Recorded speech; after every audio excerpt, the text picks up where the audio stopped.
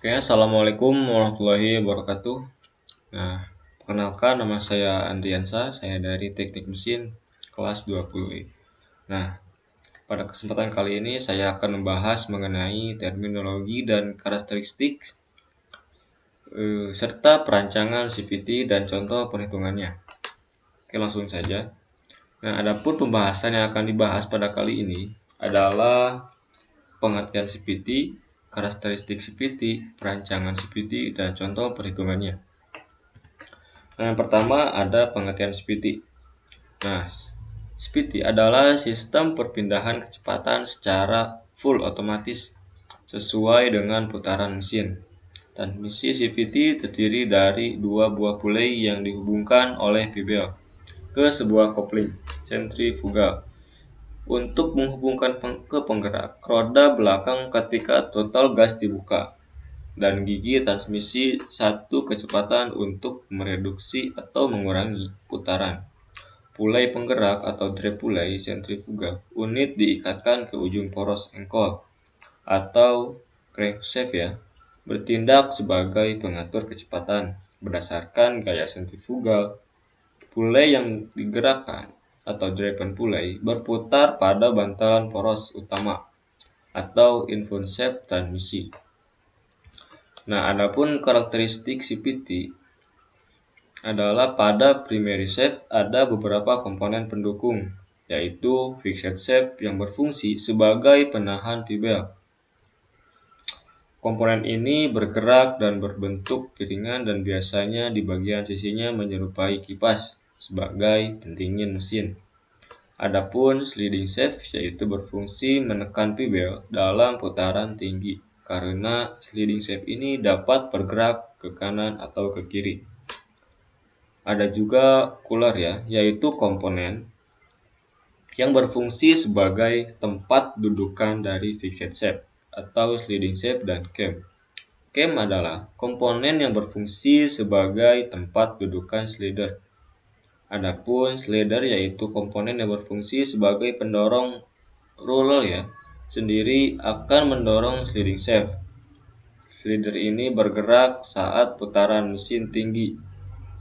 Roller berfungsi sebagai penekan sliding shaft. Cara kerjanya sesuai putaran mesin. Apabila putaran mesin tinggi, maka roller ini akan menekan sliding shaft dan begitu pula sebaliknya. Nah, adapun karakteristik yang selanjutnya itu ada pibel. Nah, komponen ini berfungsi sebagai penghubung antara sliding shaft dan secondary shaft, yaitu meneruskan putaran mesin dari sliding shaft. Biasanya pibel ini memiliki gerigi-gerigi yang dirancang agar pibel ini tidak terlalu panas akibat gesekan terus-menerus. Ada juga karakteristik CVT yaitu secondary shaft. Pada bagian ini ada beberapa komponen, diantaranya sliding shaft yang berfungsi menekan pibel. Perbedaan dengan yang ada di primary shaft, yaitu di sini tidak memiliki sirip. Nah, ada juga fixed shaft yang berfungsi sebagai penahan pibelnya atau bagian statis. Ada pegas berfungsi sebagai pendorong sliding shaft. Ada juga torque tube berfungsi sebagai pembantu untuk menekan otomatis sliding shaft pada saat motor memerlukan akselerasi. Ada juga clutch housing atau biasanya disebut dengan rumah kopling yang berfungsi untuk meneruskan putaran pibel ke poros roda. Ada juga sepatu kopling berfungsi sebagai penghubung putaran ke poros roda belakang. Sistem kerjanya model sentrifugal yaitu bekerja sesuai putaran tinggi rendahnya mesin. Nah, adapun perancangan CVT. Sebelum memulai perancangan, kita harus mengetahui spesifikasi kendaraan yang akan dibuatkan transmisi.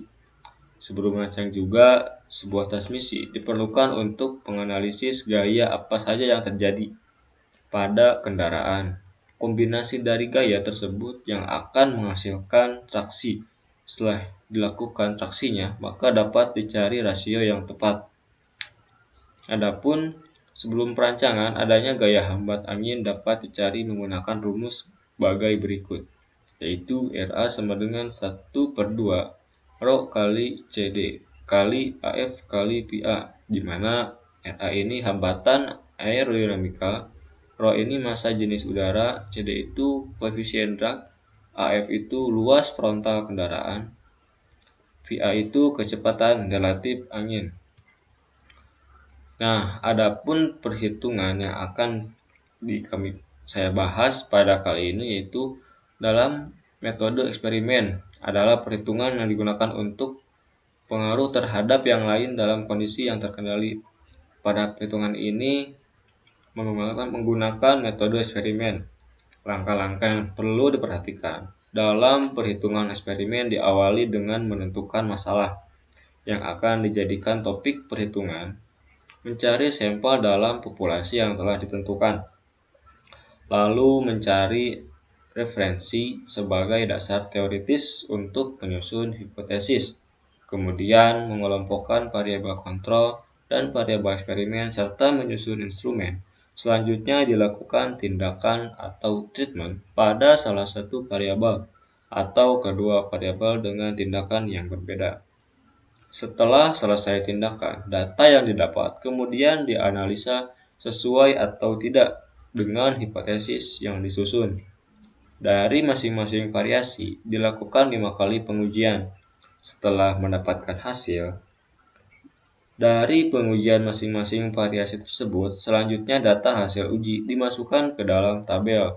Torsi adalah gaya tekan putar pada bagian yang berputar. Kemudian data tersebut akan dianalisis dengan menggunakan statik deskriptif melalui gambar grafik dan tabel dengan menggunakan media software Microsoft Excel, sehingga data hasil atau nilai yang didapat lebih mudah untuk dipahami dan dianalisis. Nah, di sini ada hasil perhitungan. Tabel pertama yaitu data rata-rata dari torsi putaran mesin 4000 sampai 8000 rpm.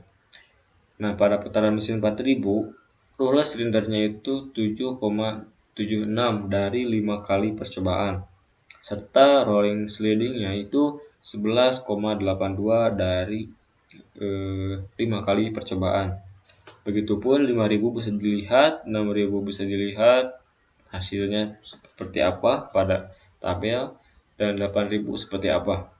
Dan analisa hasil pengujian torsi yang dilakukan pada pengujian ini pada analisa dan deskriptif menggunakan skala 5 teoritik, menggunakan ruler silinder berada pada kategori sedang dan ruler sliding berada pada kategori rendah. Torsi yang dihasilkan menggunakan ruler silinder menghasilkan torsi tertinggi sebagai atau sebesar 8,5 Newton per menit pada putaran 5000. Namun pada ruler sliding menghasilkan torsi tertinggi sebesar 11,82 Newton per menit pada RPM 4000. Nah, selisih perbedaan antara ruler silinder dengan ruler sliding tersebut sebesar 39% ya. Perbedaan tersebut dikarenakan ruler memiliki bentuk yang berbeda. Ruler silinder berbentuk lingkaran, sedangkan ruler sliding berbentuk menyerupai trapesium ya, sehingga dapat mendorong speed governor secara maksimal. Nah, yang kedua itu ada data rata-rata dari daya ya. Yang pertama dari torsi, yang ini dari daya putaran mesin. Sama, yaitu dari 4000 rpm sampai 8000. Nah, bisa dilihat hasil dari tabel bagaimana. Dalam keterangan tabel memperlihatkan perbedaan daya pada sepeda motor menggunakan urat silinder dengan urat sliding pada perbedaan rentang putaran mesin 1000 rpm yang dipaparkan pada tabel di atas. Nah, itu ada penjabaran data rata-rata daya dalam 5 kali pengujian pada masing-masing putaran mesin atau rpm. Di tabel di atas, analisa hasil pengujian daya yang dilakukan pada kendaraan pada analisa data deskriptif menggunakan skala 5 teoritik ya. Menggunakan ruler silinder berada pada kategori sangat tinggi dan ruler sliding berada pada kategori sangat tinggi. Daya yang menghasilkan kendaraan menggunakan ruler silinder menghasilkan daya tertinggi sebesar 7,46 HP ya pada putaran 7000, sedangkan pada roller cylinder menghasilkan daya tertinggi sebesar 7,56 HP pada putaran 7000.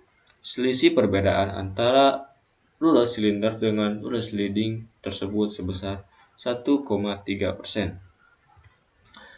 Nah, mungkin dalam pembahasan CPT ini sampai di sini. Mohon maaf jika ada kata-kata saya yang salah ataupun tidak enak didengar.